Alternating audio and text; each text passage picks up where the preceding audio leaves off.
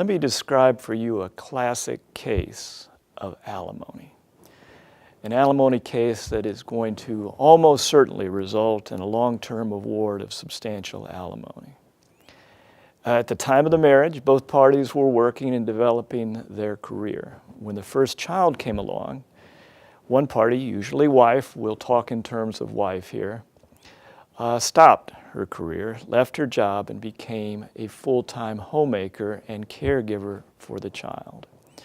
Over the course of, let's say, 15 or 20 years, wife continued to be the full-time homemaker and sacrificed her future, financial future, and job prospects for the family to take care of the kids. During that time, the husband was the breadwinner. He continued to pursue his career full-time with a focus on moving forward. And now at the time of the divorce, the husband is well along in his career, making hopefully a good income, while wife either has no income or has recently re-entered the workplace without a good job history, without good job skills, without familiarity to the current work environment, without the knowledge of the current technology. She's got a long way to go, and even if she succeeds completely, chances are that her financial future, her future income, is going to be much less than the husband's. Now that is a classic situation for alimony. It's one we see on a regular basis, and it's most likely going to result in a long-term reward of alimony at a pretty substantial level. Now, if you look at each of those factors that I just described, and you start changing them so that instead of staying at home for the kids, the wife quickly after the birth of the child resumes her career and continues working in her career. Or if the wife has re-entered the workplace very successfully and the difference in income between the husband and the wife is not that great. Or if there is substantial marital fault on one party of the other that could lead to a different equitable result, because alimony is a question of what's fair, then you could get decreased alimony and you could get it for a shorter length of time. As with everything in divorce, this is a question of what's fair. It's a question of what the judge wants to do. It's a question of the opinions and attitudes and beliefs of that individual judge.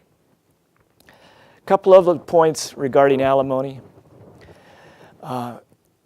If the wife has engaged in adultery or has deserted the marriage, and that adultery or that desertion is the cause of the breakup of the marriage, that acts as a complete bar to alimony, so that no alimony can be awarded no matter what the other factors point to in terms of an equitable division. The final point, which is a little unusual and something in Georgia, is that alimony doesn't have to be an award of monthly payments over a period of time. It can be a lump sum payment of property, even non-marital property. In an unusual situation where the judge feels that this is fair and this is the appropriate thing, the judge can award even non-marital property as an award of alimony.